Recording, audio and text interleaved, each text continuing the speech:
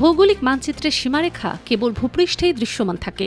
মাটির 1000 ফুট গভীরে কিংবা অথৈ সাগরের তলদেশে কোনো কাঁটাতার বা কংক্রিটের দেয়াল তোলা সম্ভব নয়। ঠিক এই নিরেট বাস্তবতাকে হাতিয়ার করে বঙ্গোপসাগরের বুকে গত 1.5 দশক ধরে চলছে শতাব্দীর সবচেয়ে লোমহর্ষক এবং সুপরিকল্পিত এক লুণ্ঠন। বাংলাদেশ অংশে কোনো গ্যাস উত্তোলন না করে বর্ডারের ঠিক ওপার থেকে শক্তিশালী প্রযুক্তির মাধ্যমে বাংলাদেশের ট্রিলিয়ন ট্রিলিয়ন ঘনফুট গ্যাস নিজেদের ভূখণ্ডে টেনে নিচ্ছে প্রতিবেশী দেশ ভারত ও মিয়ানমার। এটি কোনো প্রাকৃতিক দুর্যোগ বা আকস্মিক দুর্ঘটনা নয়, এটি পদার্থবিজ্ঞানের একটি অত্যন্ত সাধারণ সূত্রকে কাজে লাগিয়ে চালানো এক নগ্ন আগ্রাসন। ভূগর্ভস্থ প্রাকৃতিক গ্যাস সর্বদাই উচ্চচাপ অঞ্চল থেকে নিম্নচাপ অঞ্চলের দিকে ধাবিত হয়। এই বৈজ্ঞানিক নীতিকে পুঁজিতে পরিণত করে নয়াদিল্লি নেপিদো বাংলাদেশের সীমানার ঠিক গা ঘেঁষে স্থাপন করেছে দানবীয় সব ড্রিলিং রিগ এবং হাই ক্যাপাসিটি পাম্প। বিরামহীনভাবে গ্যাস উত্তোলনের মাধ্যমে তারা বর্ডারের ওপারে তৈরি করেছে এক বিশাল শূন্যস্থান বা লো প্রেশার জোন। এর সরাসরি ফল হিসেবে বাংলাদেশের সংরক্ষিত গ্যাস স্বয়ংক্রিয়ভাবেই সেই শূন্যস্থান পূরণের জন্য দুই প্রতিবেশীর পাইপলাইনের দিকে তীব্র বেগে ছুটে যাচ্ছে। প্রকৃতির স্বাভাবিক নিয়মের আড়ালে চালানো এই ডাকাতির সাথে ইতিহাসের একটি ভয়ঙ্কর অধ্যায়ের সরাসরি মিল পাওয়া যায়। 1990 সালে উপসাগরীয় যুদ্ধের মূল কারণটি ছিল ঠিক এমন একটি ঘটনা। ইরাকের রুমাইলা তেল ক্ষেত্রের ঠিক সীমানা বরাবর কুয়েত ক্রস বর্ডার ড্রিলিং প্রযুক্তি ব্যবহার করে মাটির নিচ দিয়ে বিপুল পরিমাণ তেল আত্মসাৎ করছিল। এই সুনির্দিষ্ট এবং প্রমাণিত চুরির জবাব দিতেই সাদ্দাম হোসেন সরাসরি সামরিক অভিযান চালিয়েছিলেন। আজ বঙ্গোপসাগরের তলদেশে ঠিক সেই রুমাইলা মডেলের নিখুঁত বাস্তবায়ন করে চলেছে ভারত।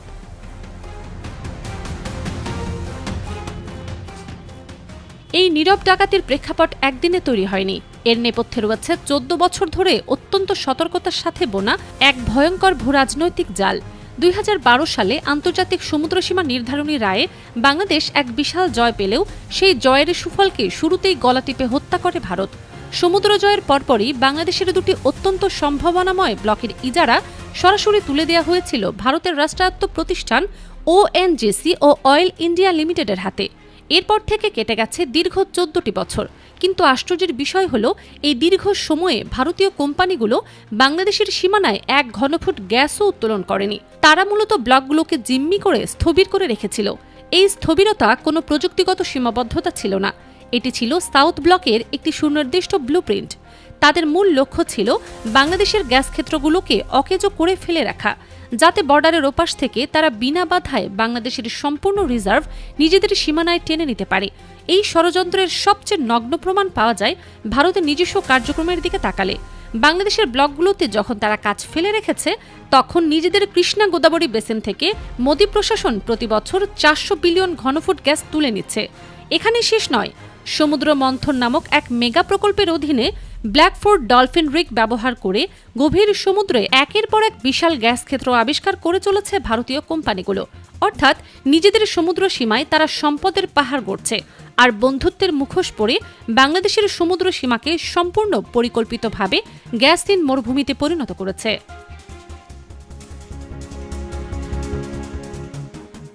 আন্তর্জাতিক এনার্জি জায়ান্টদের সন্দেহজনক আচরণ। 1953 সাল থেকে শুরু করে 2024 সাল পর্যন্ত বাংলাদেশের অন্তত 6 থেকে 7টি দরপত্র সম্পূর্ণ রহস্যময় কারণে ভেঙে গেছে। আমেরিকান বহুজাগতিক কোম্পানি কনকোফিলিপস গ্যাসের মূল্য নির্ধারণ নিয়ে অযৌক্তিক টালবাহানা করে চুক্তির মাঝপথ থেকে সরে দাঁড়ায়। একইভাবে দক্ষিণ কোরিয়ার পস্কো দায়ু প্রতিশ্রুতি ভঙ্গ করে পাত্তারি গুটায়। প্রতিটি ঘটনা দৃশ্যমান কারণ ভিন্ন মনে হলেও চূড়ান্ত ফলাফল ছিল একটাই, বাংলাদেশকে জ্বালানি শূন্য করে রাখা এবং বিদেশি শক্তির উপর নির্ভরশীল করে তোলা। এই চরম ব্যর্থতার খেসারত দিতে হচ্ছে দেশের 18 কোটি মানুষকে। নিজস্ব গ্যাস তুলতে না পারার কারণে বাংলাদেশকে প্রতি বছর আন্তর্জাতিক বাজার থেকে বিপুল দামে LNG বা তরলীকৃত গ্যাস কিনতে হচ্ছে। শুধুমাত্র এই LNG আমদানির পেছনেই প্রতি বছর দেশের কোষাগার থেকে বেরিয়ে যাচ্ছে প্রায় 60,000 কোটি টাকা। এই বিশাল অঙ্কের অর্থ পাচারের ফলে দেশের বৃহৎ শিল্প কারখানাগুলো আজ ধুঁকছে। নিরবচ্ছিন্ন জ্বালানির অভাবে ব্যাহত হচ্ছে উৎপাদন, আর তার সরাসরি প্রভাব পড়ছে সাধারণ মানুষের প্রাত্যহিক জীবনে। যে অর্থ দিয়ে দেশের পুরো অবকাঠামোগত চেহারা বদলে দেওয়া যেত, সেই অর্থ কেবল নতজানু নীতি এবং নয়াদিল্লির পাতাফাঁদে পা দেওয়ার কারণে হাওয়ায় মিলিয়ে যাচ্ছে।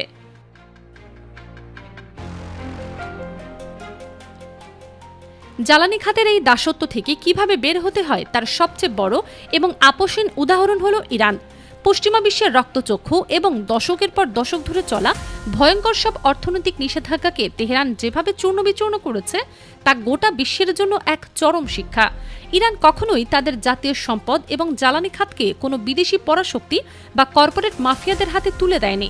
শত বাধা সত্ত্বেও তারা নিজস্ব প্রযুক্তি উদ্ভাবন করেছে এবং যে কোনো মূল্যে নিজেদের সম্পদের সার্বভৌমত্ব রক্ষা করেছে। আন্তর্জাতিক মহলের হাজারো হুমকির মুখেও ইরান প্রমাণ করেছে সদিচ্ছা এবং রাষ্ট্র কাঠামোতে দেশপ্রেম থাকলে মাটির নিচের সম্পদ রক্ষায় কারো দয়া দাক্ষিণ্যের প্রয়োজন হয় না। ঠিক এই ইরানি মডেলের সফল প্রয়োগ ঘটিয়েছে বঙ্গোপসাগরের আরেক পারের দেশ মিয়ানমার। সামরিক অভ্যুত্থানের পর পশ্চিমা বিশ্ব যখন নেপিদয়ের উপর কড়া নিষেধাজ্ঞা আরোপ করে এবং শেভরন বা টোটাল এনার্জির মতো আমেরিকান ও ইউরোপীয় কোম্পানিগুলো পাত্তারি গুটিয়ে পালায়, মিয়ানমার সরকার তখন বিন্দুমাত্র বিচলিত হয়নি। তারা পশ্চিমা হুমকিতে মাথা নত না করে অত্যন্ত সাহসিকতার সাথে সরাসরি হাত মেলায় চীনের সাথে। বেইজিংয়ের বিশ্ববিখ্যাত জ্বালানি কোম্পানি CNOOC এবং CNPCর অত্যাধুনিক প্রযুক্তি ব্যবহার করে মিয়ান পুরো বঙ্গোপসাগরের ভূরাজনৈতিক হিসাব নিকাশ উল্টে দেয়। চীনা প্রযুক্তির এই সরাসরি উপস্থিতির ফলাফল রীতিমতো অবিশ্বাস্য। 2026 সালের জুনের মধ্যে মিয়ানমার তানিনথারি গভীর সমুদ্র ব্লকে 95 TCF এবং আতাবই উপকূলে 14 TCF সহ মোট 109 ট্রিলিয়ন ঘনফুট নতুন গ্যাসের সন্ধান নিশ্চিত করার ঘোষণা দিয়েছে। এছাড়া তাদের শোয়ে যাওয়া গ্যাসফিল্ড থেকে প্রতি বছর 200 বিলিয়ন ঘনফুট গ্যাস তারা নিয়মিত তুলে নিচ্ছে। মিয়ানমারের এই আগ্রাসী সাফল্য প্রমাণ করে পরাশক্তির হুমকিতে গুটিয়ে না থেকে সঠিক এবং শক্তিশালী মিত্র নির্বাচন করতে পারলে সমুদ্রের বুক চিরে ট্রিলিয়ন ট্রিলিয়ন টাকার সম্পদ নিজেদের ঘরে তোলা সম্ভব।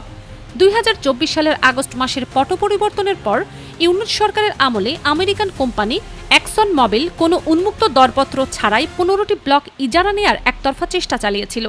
এই ঘটনাগুলো স্পষ্ট করে যে বাংলাদেশের গ্যাস ক্ষেত্রগুলো নিয়ে আঞ্চলিক এবং পশ্চিমা শক্তিগুলোর কতটা আগ্রাসী মনোভাব রয়েছে। কিন্তু এবার এই দীর্ঘদিনের বংশোদ্ভূত নীতি এবং স্থবিরতার অবসান ঘটতে যাচ্ছে।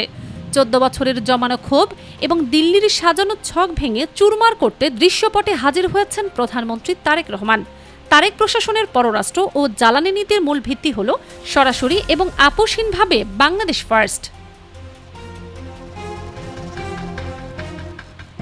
এতদিন আমেরিকা ও ভারতের প্রচ্ছন্ন হুমকিতে চীনের বিশ্বমানের প্রযুক্তিভিত্তিক কোম্পানিগুলোকে বাংলাদেশের সমুদ্রপথে প্রবেশ করতে দেয়া হয়নি। এই অলিখিত নিষেধাজ্ঞা এবং মনস্তাত্ত্বিক বাধা চিরতরে উপড়ে ফেলতে তারেক রহমান চীনের সাথে এক ঐতিহাসিক এবং মেগা মাস্টার প্ল্যান হাতে নিয়েছেন। বেইজিংয়ের সাথে এই চুক্তির মূল উদ্দেশ্য হল বঙ্গোপসাগরে ভারতীয় আধিপত্যের কবর রচনা করা এবং অতি দ্রুততম সময়ের মধ্যে নিজেদের সমুদ্র সীমা থেকে গ্যাস উত্তোলন শুরু করা। মিয়ানমারে সফলভাবে প্রমাণিত চীনের অত্যাধুনিক ডিপ সি ড্রিলিং প্রযুক্তি এবার সরাসরি বাংলাদেশের ব্লকে নামানোর উদ্যোগ নেওয়া হয়েছে। এই মাস্টার প্ল্যানের খবর প্রকাশ্যে আসার পরপরই নয়াদিল্লির সাউথ ব্লকের রীতিমতো অস্বস্তি শুরু হয়েছে। কারণ চীনের উপস্থিতির অর্থ হল বর্ডারের ওপার থেকে পাম্প করে বাংলাদেশের গ্যাস চুরির যে অবৈধ মেকানিজম ভারত চালিয়ে আসছিল তার চূড়ান্ত এবং চিরস্থায়ী সমাপ্তি। একই সাথে তারেক রহমান সরকার দেশীয় প্রতিষ্ঠান বাপেক্সের সক্ষমতা বহুগুণ বৃদ্ধির কঠোর নির্দেশ দিয়েছেন। বিদেশি কোম্পানির উপর শতভাগ নির্ভরশীলতা শূন্যের কোঠায় নামিয়ে এনে বাপেক্সকে আধুনিক যন্ত্রপাতি ও আন্তর্জাতিক মানের কারিগরি সহায়তা প্রদানের মাধ্যমে স্বনির্ভর করা রোডম্যাপ তৈরি করা হয়েছে।